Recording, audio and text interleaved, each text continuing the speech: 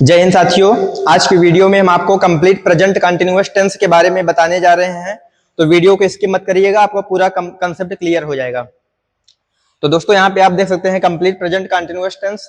इसका सबसे पहले हम इंट्रोडक्शन बताएंगे कि कैसे आप पहचानोगे कि कोई भी टेंस है या कोई भी वाक्य लिखा है तो वो प्रेजेंट कंटिन्यूअस टेंस में ही है। और उसके बाद उसके सारे सेंटेंस के बारे में बात करेंगे, जैसे सिंपल, निगेटिव, इंट्रोगेटिव और इंट्रोगेटिव विथ नेगेटिव। तो पहले हम इसकी पहचान के बारे में बात करेंगे, यानी इंट्रोडक्शन।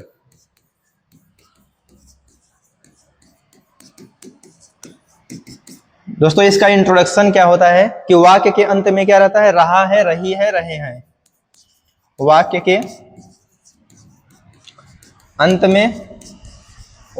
अंत में तीन शब्द आते हैं, रहा है, कमा रही है, कमा रहे हैं। अगर किसी भी वाक्य के अंत में तीन शब्द, रहा है, रही है, रहे हैं, अगर ये तीनों शब्द आ जाते हैं तो वो वाक्य जो होता है प्रेजेंट कंटिन्यूअस टेंस में होता है। दोस्तों अब इसके हम सारे सेंटेंस के बारे में बात करेंगे कि इसमें कौन कौन सेंटेंस होते हैं, उसका फार्मूला क्या है, कैसे उसका अनुवाद किया जाएगा। तो पहला सेंटेंस आता है simple sentence. Simple sentence, simple sentence. दोस्तों इसका फार्मूला क्या होता है,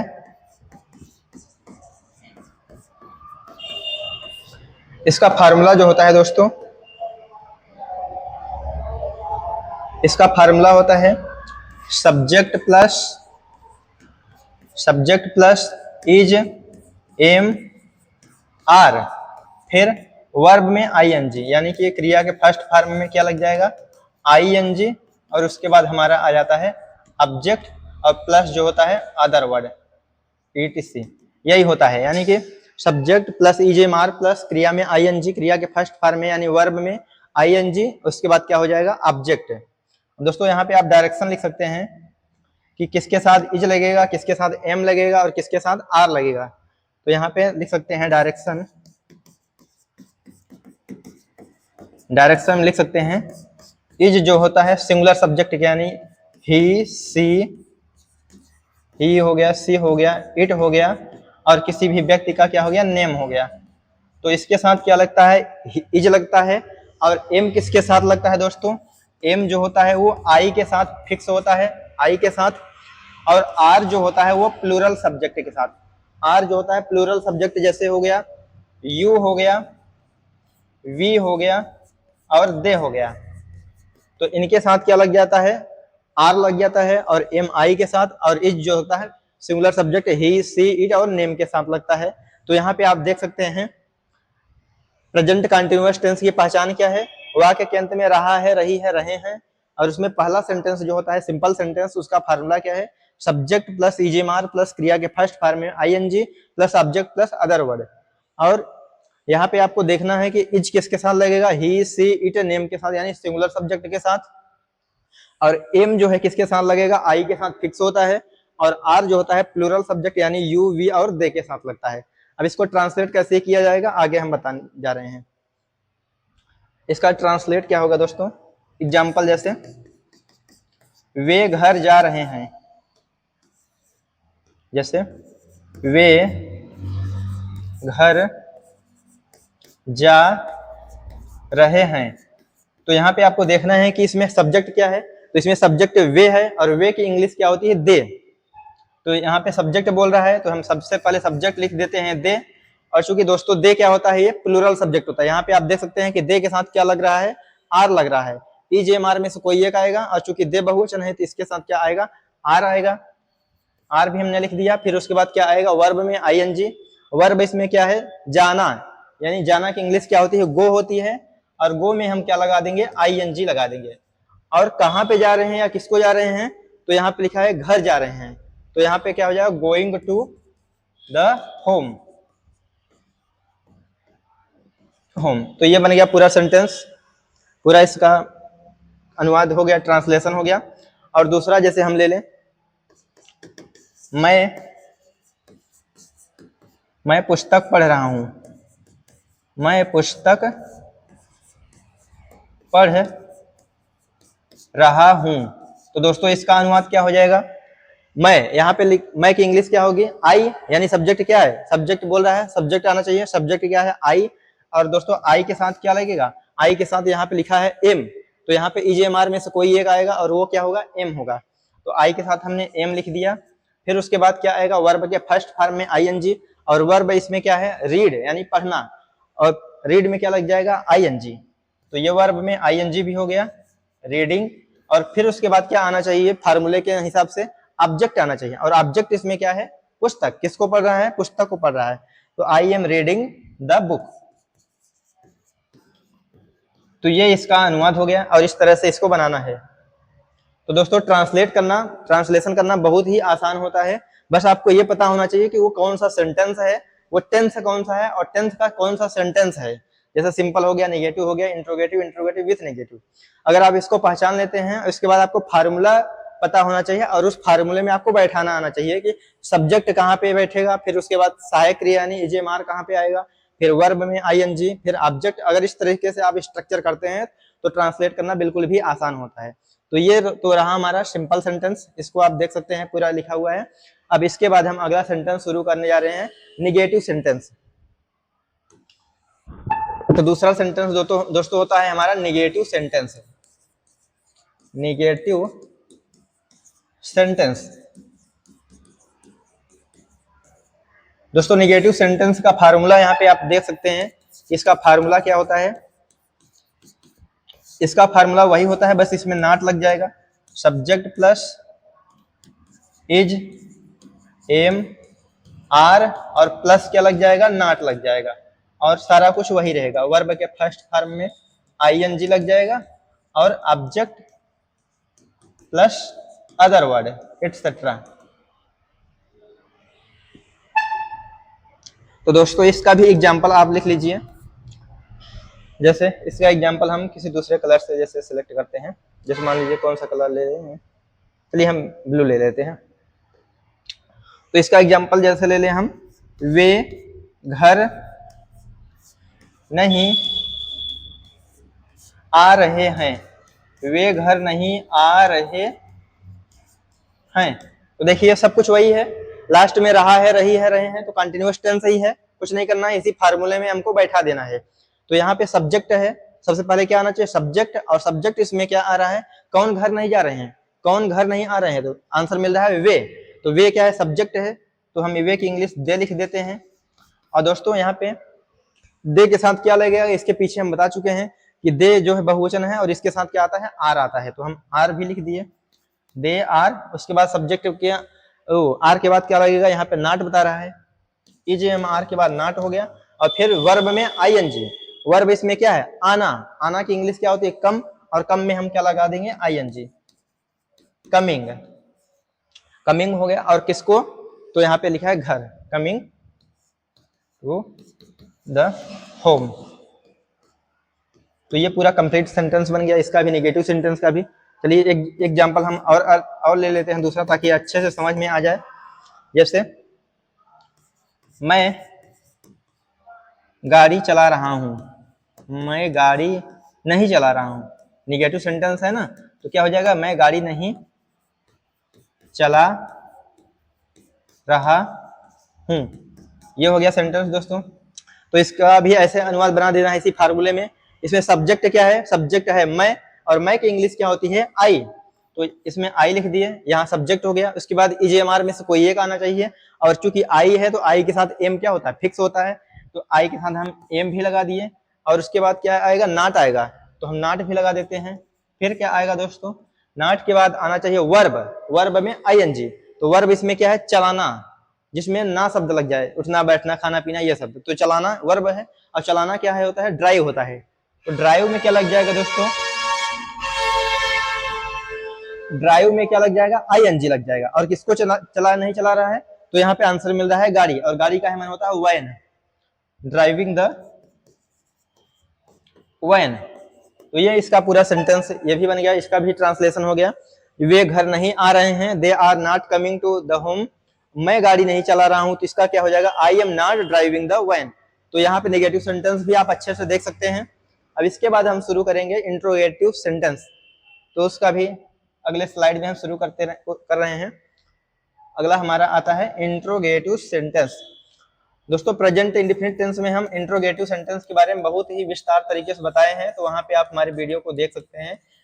इंट्रोगेटिव सेंटेंस, इंट्रोगेटिव सेंटेंस दो प्रकार के होते हैं, जब क्वेश्चन वर्ड वाक्य के प्रारंभ में हो और दूसरा जब क्वेश्चन वर्ड वाक्य के बीच में हो। तो यहाँ पे हम शुरू करेंगे पहला टाइप जो कि है क्वेश्चन वर्ड वाक्य के प्रारंभ में हो। पहला टाइप है जब क्वेश्चन वर्ड वाक्य के प्रारंभ में हो, जब क्वेश्चन वर्ड वाक्य के प्रारंभ में हो। तो दोस्तों इसका फार्मूला क्या हो जाएगा? इसका फार्मूला हो जाएगा, यहाँ पे आप देख सकते हैं, इज एम आर प्लस हमारा सब्जेक्ट आएगा, फिर उसके बाद वर्ब के फर्स्ट फॉर्म में आईएनजी आ जाएगा, फिर उसके बाद हमारा ऑब्जेक्ट आ जाएगा, फिर उसके बाद अदर वर्ड आ जाएगा, फिर उसके बाद क्या होगा एक्सेट्रा यानी कि इत्यादि। तो ये हमारा फार्मूला रहा और लास्ट में क्वेश्चन मार्क, क्योंकि इंट्रोगेटिव सेंटेंस है तो लास्ट में हमें क्वेश्चन मार्क जरूर लगाना है। तो फार्मूला क्या बन गया? Is am are plus subject plus verb के फर्स्ट फॉर्म में ING plus object plus other word. और ये कौन सा टाइप है? जब क्वेश्चन वर्ड वाक्य के कहाँ पे हो? प्रारंभ में हो। एग्जाम्पल ले लेते हैं, जैसे क्या तुम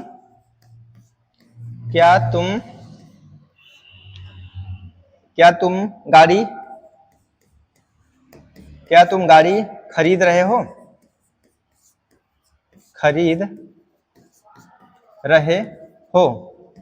तो दोस्तों इसका अनुवाद क्या होगा? क्या तुम गाड़ी खरीद रहे हो?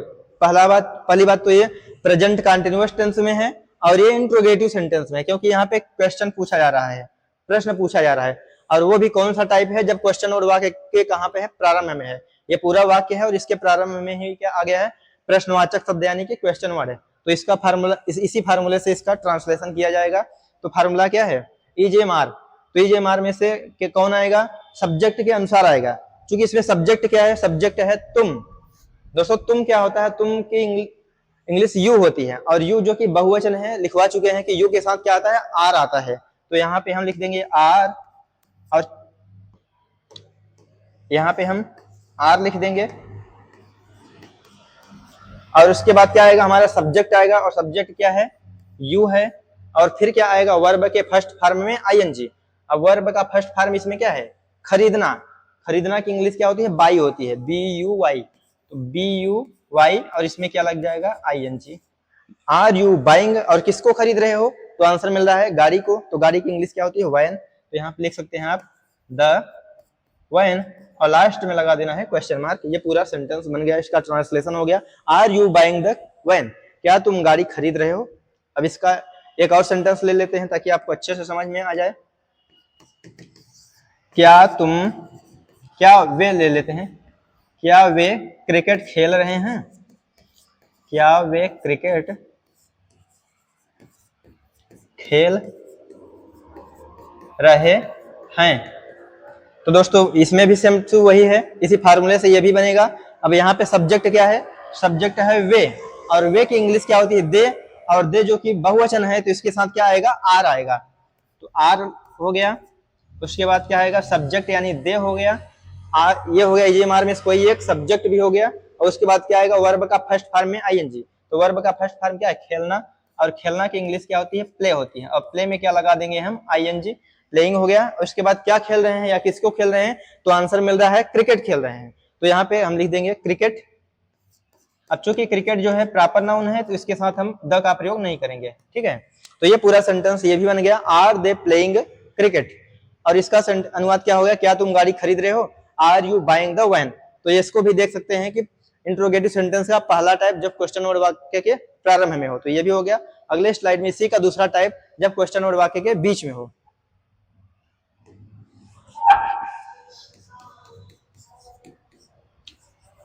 जब क्वेश्चन वर्ड वाक्य के बीच में हो, जब क्वेश्चन वर्ड कहां पे हो? वाक्य के बीच में हो।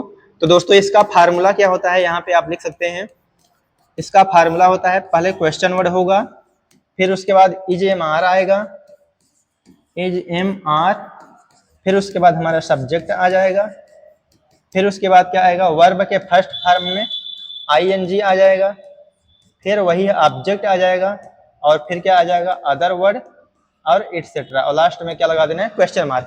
तो ये हमारा इसका भी फार्मूला बन गया। और इसका एग्जांपल आप देख सकते हैं कि क्या हो जाएगा, तुम फुटबॉल क्यों बेच रहे हो, तुम फुटबॉल क्यों बेच रहे हो, तुम फुटबॉल क्यों बेच रहे हो। तो दोस्तों वही चीज है, बस यहाँ पे क्या है, क्वेश्चन वर्ड जो है वाक्य के बीच में आ गया है, तो इसका अनुवाद इसी फार्मूले से बनेगा। तो इस फार्मूला में क्या बोल रहा है, ये वाला फार्मूला, कि सबसे पहले क्या आना चाहिए, क्वेश्चन वर्ड। और क्वेश्चन वर्ड क्या है, क्यों, और क्यों की इंग्लिश क्या होती है, व्हाई होती है। तो यहाँ पे आप व्हाई लिख देंगे, और सब्जेक्ट इसमें क्या है, तुम, तो तुम के अनुसार इसमें क्या आ जाएगा, आर आ जाएगा, क्योंकि तुम क्या है, बहुवचन है, यानी यू बहुवचन है, तो इसके साथ आर आ गया। वाई आर यू, यानी कि ये हो गया क्वेश्चन वर्ड, इजेएमआर में से कोई एक आ गया, फिर सब्जेक्ट भी आ गया यू, और उसके बाद क्या आना चाहिए, वर्ब का फर्स्ट फॉर्म में आईएनजी। तो वर्ब का फर्स्ट फॉर्म इसमें क्या है, बेचना। दोस्तों बेचना का मन होता है, सेल होता है, SELL, और इसमें क्या लगा देना है, आईएनजी लगा देना है। और किसको बेच रहे हैं, फुटबॉल को, तो यहाँ पे लिख देख सकते हैं आप, फुटबॉल, FOOTBALL, और लास्ट में हमारा लग जाएगा क्वेश्चन मार्क। तो ये भी हो गया, ये भी सेंटेंस बन गया, इसका भी ट्रांसलेशन बन गया, तुम फुटबॉल क्यों बेच रहे हो, why are you selling football. और एक सेंटेंस दे रहे हैं, उसको आप लोग अपने से प्रैक्टिस करिएगा, उसको अपने से बनाइएगा।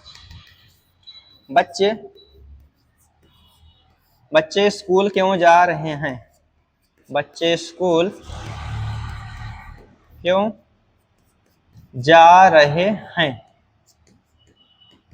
दोस्तों इसको आप अपने से प्रैक्टिस करिएगा, इसी फार्मूले से बनाइएगा, देखिए आप बना पा रहे हैं कि नहीं बना पा रहे हैं। जैसे ये बना है सेम टू सेम इसी फार्मूले से ये भी बनेगा, इसको प्रैक्टिस करिएगा। अगले स्लाइड में हम आपको इसी का, यानी ये तो इंट्रोगेटिव सेंटेंस था, अगले स्लाइड में चौथा सेंटेंस यानी कि इंट्रोगेटिव विथ नेगेटिव सेंटेंस के बारे में बात करेंगे। तो हमारा अगला सेंटेंस आता है इंट्रोगेटिव, यानी चौथा सेंटेंस है interrogative with negative sentence, interrogative with negative sentence. दोस्तों इसमें क्या होता है, इंट्रोगेटिव तो रहता ही, यानी प्रश्नवाचक शब्द तो रहता ही है, साथ में हमारा नेगेटिव यानी नकारात्मक भी आ जाता है। तो इसमें भी दो टाइप होते हैं, लिखवाए हैं आपको हम। तो पहला टाइप हम लेंगे जब क्वेश्चन वर्ड कहाँ पे हो, वाक्य के प्रारंभ में हो, जब क्वेश्चन वर्ड वाक्य के कहाँ पे हो, वाक्य के प्रारंभ में हो। तो उसका फार्मूला क्या होगा दोस्तों, यहाँ पे आप देख सकते हैं,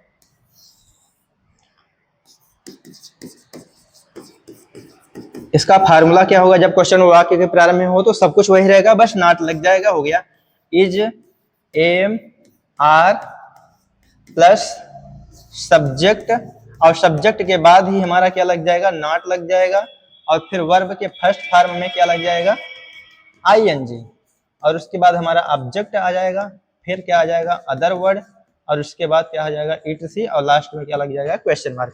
तो ये कंप्लीट फार्मूला हो गया कि जब इंट्रोगेटिव विथ नेगेटिव सेंटेंस होगा, यानी कि प्रश्नवाचक शब्द के साथ नकारात्मक भी होगा, और उसमें जब क्वेश्चन वर्ड वाक्य के प्रारंभ में हो, यानी पहला सेंटेंस, तो उसका फार्मूला क्या होगा, is am are plus subject plus not plus verb के फर्स्ट फॉर्म में ING plus object plus other word, और लास्ट में हमें क्वेश्चन मार्क जरूर लगाना है। तो इसका भी एग्जांपल आप लिख सकते हैं,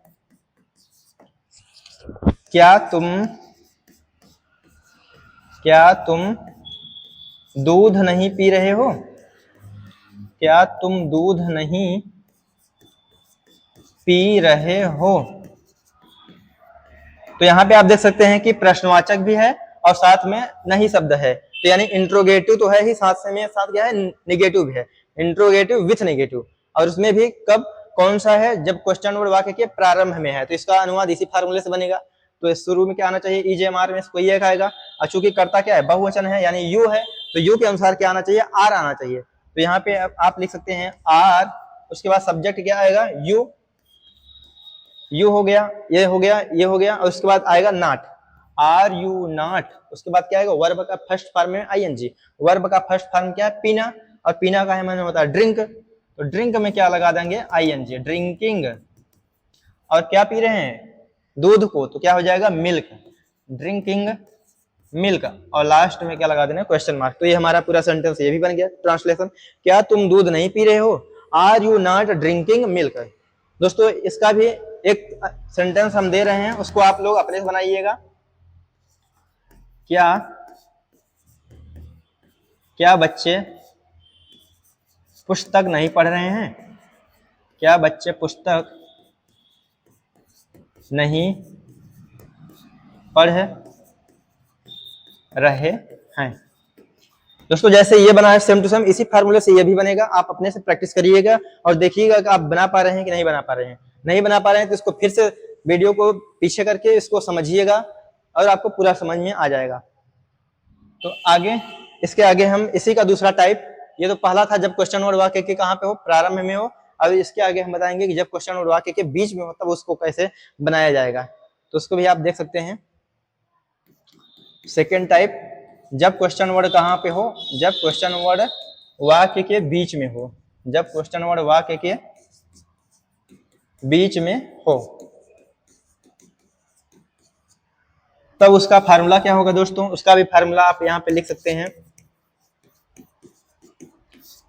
question word plus is am are plus subject plus not plus verb के फर्स्ट फॉर्म में आईएनजी, यानी कि V1 में क्या लग जाएगा, आईएनजी प्लस ऑब्जेक्ट और फिर क्या हो जाएगा, अदर वर्ड एटसेट्रा, और लास्ट में क्या लग जाएगा, क्वेश्चन मार्क।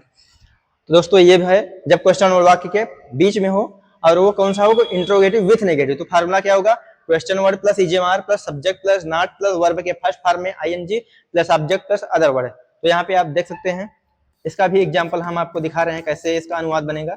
जैसे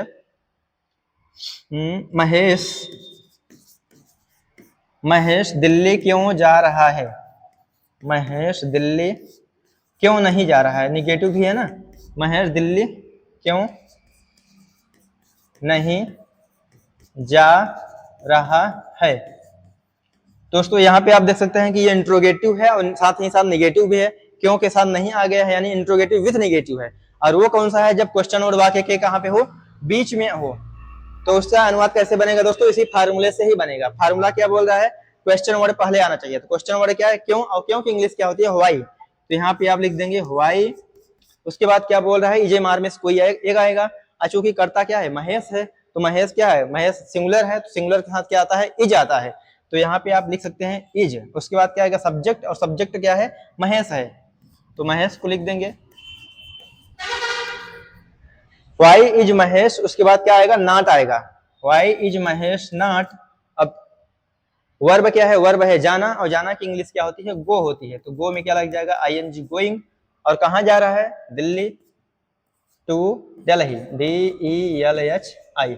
ये भी बन गया दोस्तों, ये भी। या तो हमारा चारों सेंटेंस पूरा हो गया। इसका एक एग्जांपल हम देते हैं जो कि आप अपने से प्रैक्टिस करेंगे। दूसरा है, रागिनी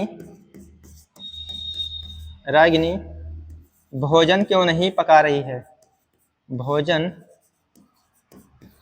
क्यों नहीं पका रही है, भोजन क्यों नहीं पका रही है।